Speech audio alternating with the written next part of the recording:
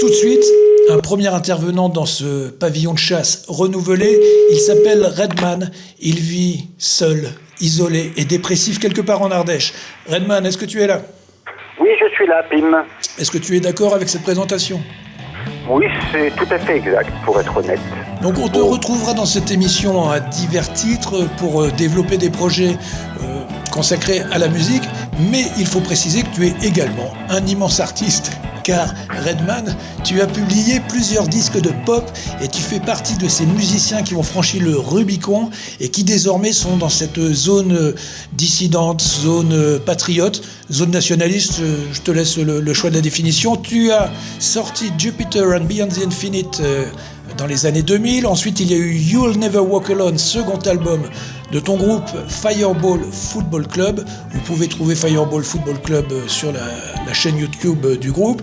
Et puis un autre album qui s'appelait Singles. C'était votre... Non, c'était pas un album, c'était un LP, c'est ça?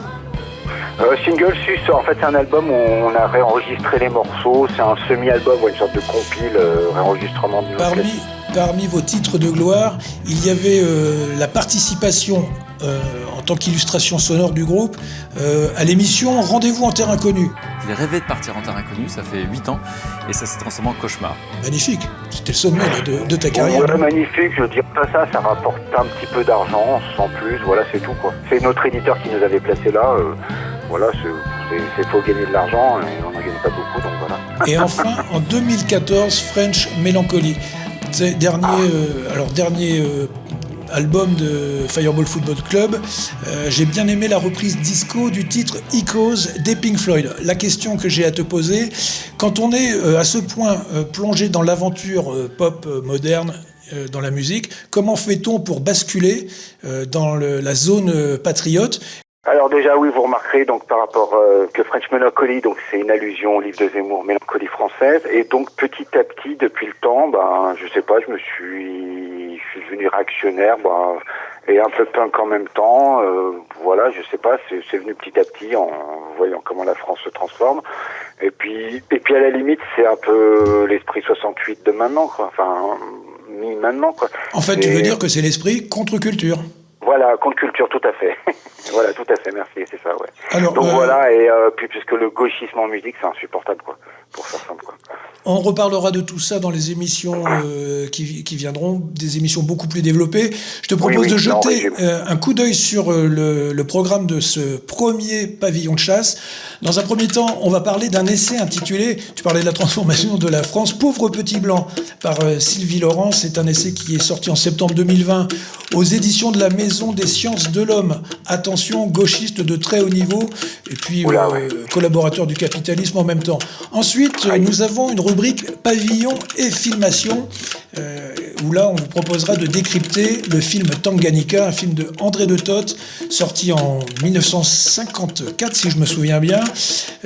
On parlera aussi d'un film qui récemment a eu un César pour... D'ailleurs, je ne sais plus pourquoi, d'ailleurs. Mais il l'a reçu parce qu'il est hautement chargé en idéologie.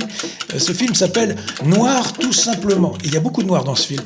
J'ai envie de parler de Adama Traoré, j'ai envie de parler de Michel Zecler, et c'est pas fini. J'ai aussi envie de dire qu'on peut se demander si notre humanité compte lorsqu'on voit que l'esclavage a été retenu comme crime contre l'humanité en 2001 et qu'aujourd'hui, sur l'espace public, certaines personnes qui ont activement participé au crime contre l'humanité sont glorifiées par des statuts. Tu l'as vu ? Non, mais j'ai vu les bandes annonces, ils ont bien fait la promo, quoi. Ah ben là, ils nous ont bien chargés. Voilà, ensuite, on reparlera d'islamo-gauchisme en se repenchant sur un fait divers d'il y a 2 ans, lorsque des femmes musulmanes ont fait intrusion dans une piscine à Grenoble avec un burkini. On regardera qui était derrière. Puis une chronique qui sera régulière dans le pavillon de chasse, une chronique de désespoir, de sang, de meurtre et de violence. Est-ce que ça te fait de l'effet quand je te parle comme ça ? T'as envie de te faire prendre tout le temps. Hein. Ouais, c'est pas mal. Ça s'appelle « Faites entrer l'enculé », une chronique dédiée aux criminalités communautaires, c'est-à-dire les criminalités des Noirs, des Blancs, des Bretons, enfin il y en aura pour tout le monde. On a aussi un petit point sur le projet d'immigration massive d'ici à 2050, parce que c'est bien joli de comprendre comment, dans l'ombre, on nous prépare des concepts, comment on les diffuse par des associations, du socio-culturel, et comment ils arrivent jusque dans les cervelles du grand public par des techniciens pop, par exemple des acteurs ou Camélia Jordana. Mais il faut aussi comprendre pourquoi on nous impose cette morale. Et un des pourquoi, c'est justement l'immigration massive de millions d'individus d'ici à 2050. Est-ce que tu écoutes ou est-ce que tu lis de la poésie ? Je suis pas très poésie, si ce n'est en chanson, mais non, on peut pas dire que c'est un art auquel j'ai adhéré, malheureusement, ou pas, je sais pas. Alors à la fin de l'émission, tu te concentreras, car dans notre rubrique Pavillon et poésification, nous avons mis en son le premier psaume de Racan, un poète dont je vous parlerai tout à l'heure, un poète du XVIIe siècle, catholique, monarchiste, sombre et vraiment intéressant. Ce sera à la toute fin de l'émission. Tout de suite... mais il était français, Racan, ou pas ? Ben non, bien sûr, il était maghrébin. Tout de suite, une première pause musicale et elle est de ton groupe Fireball Football Club. Je vais te demander de nous la présenter, mais alors vraiment 2 mots. Comment s'appelle-t-elle déjà ? Je cherche dans mon petit pilote. C'est I've Been Down Too Long, hein, c'est ça ? Oui, tout à fait. C'est le titre, c'est du disco, parce que j'aime bien le disco qui est souvent sous-coté par rapport au punk, par exemple, à l'époque. Donc voilà, j'ai voulu faire un morceau disco, parce que j'aime bien le disco, et youpla boum. Et il y a une petite jeune fille qui pousse des petits cris.